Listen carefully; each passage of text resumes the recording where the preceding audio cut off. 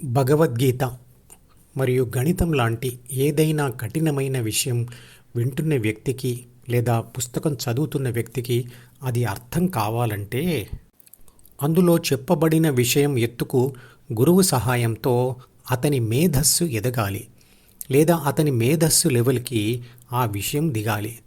కానీ ఆ విషయం కిందికి దిగదిగదా? అంటే కఠినమైన విషయాలు అర్థం కావాలంటే తేలికైన విధానంలో చెప్పే గురువు అయినా ఉండాలి, లేదా విద్యార్థియే కష్టపడి దానిని చదివి అర్థం చేసుకోవాలి. కొంత తేలికైన విధానంలో గురువు చెప్పినా ఎంతో కొంత కఠినత్వం ఉండనే ఉంటుంది. విద్యార్థి కొంతవరకు కష్టపడవలసి వస్తుంది. అందుకు విద్యార్థికి లేదా శిష్యుడికి ఆసక్తి, పట్టుదల, కొన్నిసార్లు ఓడిపోయినా వెనుకాడని మనస్తత్వం ఉండాలి. వేదాలు, ఉపనిషత్తుల సారాంశమే భగవద్గీత. కాబట్టి భగవద్గీత సారాంశం తెలిస్తే సర్వ గ్రంథాల సారాంశం తెలిసినట్లే. భగవద్గీత అంతా ధ్యానం చుట్టే తిరుగుతుంది. కాబట్టి భగవద్గీత చెప్పే పద్ధతి అనుసరించి ధ్యానం చేస్తే చాలు, ఆ గ్రంథాలన్నీ చదివినట్లు అవుతుంది. మనిషి కోసం మనిషికి చెప్పే ప్రపంచంలోని ఏ విషయ గ్రంథమైనా గతంలో చెప్పినవైనా భవిష్యత్తులో చెప్పబోయేవైనా రెండు రకాలైన విషయాలే కలిగి ఉంటాయి. ఒకటి శరీరానికి ఉపయోగపడేది, రెండు మనసుకు అంటే మానసిక ఉల్లాసం లేదా ప్రశాంతత కోసం ఉపయోగపడేవి. ఉదాహరణకు శరీరానికి ఉపయోగపడేవి ఇంట్లోని air conditioner, refrigerator, mixie, grinder లాంటి పరికరాలు. ఇక మానసిక ఉల్లాసం కోసం ఉపయోగపడేవి రేడియోలు, టీవీలు, సెల్ ఫోన్లు, ఆటలు, పాటలు, నాట్యాలు లాంటివి. కానీ ఇవన్నీ కూడా తాత్కాలిక శారీరక సుఖాన్ని మరియు తాత్కాలిక మానసిక శాంతిని ఇచ్చే డైవర్షన్ పద్ధతులు. ధ్యానం కూడా ఒక డైవర్షన్ పద్ధతియే, కానీ అది శాశ్వత శారీరక సుఖాన్ని మరియు శాశ్వత మానసిక శాంతిని ఇస్తుంది. అంటే భగవద్గీత రెండూ సాధించే మార్గంతో పాటు వాటికి అతీతమైన మరియు అద్భుతమైన ఆత్మానుభవం పొందే మార్గం చెప్తుంది. మిగతా మత గ్రంథాలు మనిషి మనసులోని మంచి చెడు ఆలోచనల గురించి చెబుతూ మంచిని నిలుపుకోవాలని, చెడును వదిలివేయమని చెప్తాయి. జాగ్రత్తగా వినండి, చెడు ఆలోచనను వదిలివేయమని మాత్రమే చెప్తున్నాయి. అంతేకాదు ఆ మత గ్రంథాలు చెడును వదిలివేయడానికి రుజువు చేయబడిన మరియు సమర్థత కలిగిన ఏ పద్ధతిని సూచించడం లేదు. అంటే చిత్రపటంలో చూపించిన ఏబీసీ అంటే ప్రాపంచిక ఆత్మ డిలోని చెడు కోరికల మీద దృష్టి పెట్టి అది చెడు కోరిక అని తెలుసుకొని అప్పుడు దానిని వదిలివేయమంటుంది. కానీ ఆ చెడు కోరిక మీద దృష్టి పెట్టి అది బలపడిన తర్వాత దానిని వదిలివేయడం కుదరదు.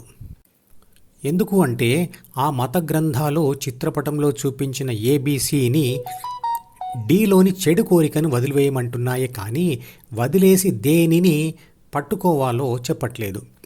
ఏబీసీ డికి అతిగా అలవాటు పడిన తర్వాత డిలోని ఏ ఆలోచనను పట్టుకోకుండా ఉండడం అసంభవం. ధ్యానం చేయని మనిషికి ఆ పరిస్థితి ఒక గాఢ నిద్రలో మాత్రమే సాధ్యం. కావాలంటే డైవర్షన్ పద్ధతిలో ఏబీసీ డిలోని ఇంకో మంచి కోరికను చాలా కష్టం మీద పట్టుకోవచ్చు. దీనినే భగవద్గీతలో వైరాగ్యం అంటాడు. కానీ ఇది కృష్ణుడు చెప్పిన రెండు భాగాలు కలిగిన ధ్యాన పద్ధతిలో ఒక భాగం మాత్రమే. రెండవ భాగం ధ్యాన అభ్యాసం. అందువల్ల అనేక మంది చెడు గుణాలను వదిలివేయడం జరగడం లేదు, దాచుకోవడం మాత్రమే జరుగుతుంది. కానీ భగవద్గీత వాటికి భిన్నంగా ఒక చెడునే కాదు, మంచి మరియు చెడు కలిసి ఉన్న ద్వితీయ మనసును వదిలివేయడం అంటే అమనస్క స్థితిని సాధించే పద్ధతి గురించి చెబుతుంది. అంటే మంచి చెడులకు అతీతంగా వెళ్ళే పద్ధతి గురించి చెబుతుంది. దానివల్ల శాశ్వత శాంతి, ఆనందాలు సాధించడమే కాకుండా మళ్ళీ ఎప్పుడు కూడా ఆ వ్యక్తి వల్ల చెడు అనేది జరగదు. శక్తి దృక్పథంతో రాసిన భగవద్గీత ఒక్కసారి చదువుగానే అర్థమయ్యే పుస్తకం కాదు. చాలాసార్లు భగవద్గీత చదువుతూ ధ్యాన సాధన చేస్తూ పోతుంటేనే అర్థం కావడమే కాకుండా ధ్యాన ఫలితం కూడా వస్తుంది. తప్పుగా అర్థం చేసుకుంటే అది మూఢ విశ్వాసాలకు కారణమవుతుంది. అందుకు భగవద్గీతలో చెప్పిన కుల వ్యవస్థ ఒక ఉదాహరణ. గీతలో కృష్ణుడు అంటాడు, చాతుర్వర్ణ్యం మయా సృష్టం అంటే శూద్ర, వైశ్య, క్షత్రియ, బ్రాహ్మణ కులాలను నేనే సృష్టించాను అని. కృష్ణుడు ఎందుకు అలా చేశాడు? గురుకులం అనే పదంలోని కులం అనే పదాన్ని జాగ్రత్తగా గమనించండి. గురుకుల ధ్యాన పాఠశాలలో చేరిన విద్యార్థుల ధ్యాన ఆసక్తి, ధ్యాస తీవ్రత, ఓపిక మరియు పట్టుదల ఆధారంగా వారిని 4 కులాలుగా అంటే క్లాసులుగా విభజించి వాటికి అనుగుణంగా ధ్యానం నేర్పించేవాళ్ళు. అది ఈనాటి చదువులతో పోలిస్తే 10th క్లాస్ వరకు ఒక దశ, ఇంటర్మీడియట్ 2వ దశ, డిగ్రీ 3వ దశ, పోస్ట్ గ్రాడ్యుయేషన్ 4వ దశలాగా ధ్యాన కోర్సును కూడా 4 దశలుగా విభజించారు. శూద్ర దశలోని సాధకుడు కొంత సాధన తర్వాత ధ్యాన శక్తి పెరిగి వైశ్యుడవుతాడు. వైశ్యుడు అలా సాధన చేస్తూ పోతే తర్వాత దశలో క్షత్రియుడు, చివరికి బ్రాహ్మణ దశ కూడా దాటి పరమాత్ముడు అవుతాడు. మహాభారతంలోని అర్జునుడిది క్షత్రియ దశ. నిర్ణయించిన సమయంలో సాధకుడు ఏ దశలో ఉన్నా నిర్ణీత సమయంలో పూర్తి కాగానే గురుకులం నుంచి ఇంటికి పంపించేవాళ్ళు. ఎవరైతే పై దశకు చేరుకోలేక తక్కువ క్లాసులో ఉండగానే గురుకులం నుండి బయటకు వస్తారో వారు తమను తాము ఆ క్లాస్ పేరు చెప్పుతోనే చెప్పుకోవడం జరిగి సమాజం వారిని ఆ విధంగానే గుర్తించడం జరిగి ఉండవచ్చు. ఉదాహరణకు గురుకులంలో ధ్యాన విద్య నుంచి బయటికి వచ్చి వైశ్యుడిని అని చెప్పుకున్న వాడిని సమాజం అతనిని ఆ కులం పేరుతోనే గుర్తించి చివరికి సమాజం అతని పిల్లలను కూడా అదే కులంతో గుర్తించి ఉండవచ్చు. ఆ తప్పు గురుకులంలోని గురువులదా?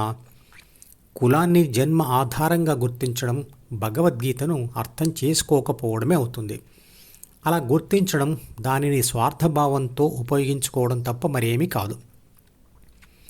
సనాతన ధర్మాన్ని పాటించే హిందువుల ఐక్యతకు తప్పుగా అర్థం చేసుకున్న కుల వ్యవస్థ నేడు అడ్డుగా నిలిచింది. అణచివేసేవాడు, అణచివేయబడినవాడు అనే 2 కులాలే శాశ్వతంగా ఉంటాయి. ఆ వర్గాలు కులంలోనే కాదు, ఆర్థిక, సామాజిక, మత, దేశ, వైద్య, విద్య, ఉద్యోగాలలో ఇలా అన్ని రంగాలలో ఉంటుంది. చివరికి కుటుంబ వ్యవస్థలో కూడా ఉంటుంది. భర్త భార్యను అణచివేయవచ్చు, భార్య భర్తను అణచివేయవచ్చు. అది వారి వారి బలాల మీద ఆధారపడి ఉంటుంది. కమ్యూనిస్టులు అంటారు పెట్టుబడిదారీ విధానం ఉండకూడదు అని. ప్రతి కుటుంబంలో తల్లిదండ్రులు పిల్లల మీద పెట్టుబడి పెడతారు. నోటితో అనుకున్న వాళ్ళు పిల్లల నుంచి ఆశించేది ఏమిటి? రేపు వాళ్ళు మంచి స్థానంలో నిలబడి తమను తాము రక్షించుకుంటూ పోషించుకుంటూ తమని కూడా ముసలితనంలో ఆదుకోవాలనే కదా. మనసులో ఉండే స్వార్థభావన ఉన్నంతకాలం ఈ విభజనలు జరుగుతూనే ఉంటాయి. స్వార్థభావన ఉండేది ఎక్కడ? ద్వితీయ మనసులో.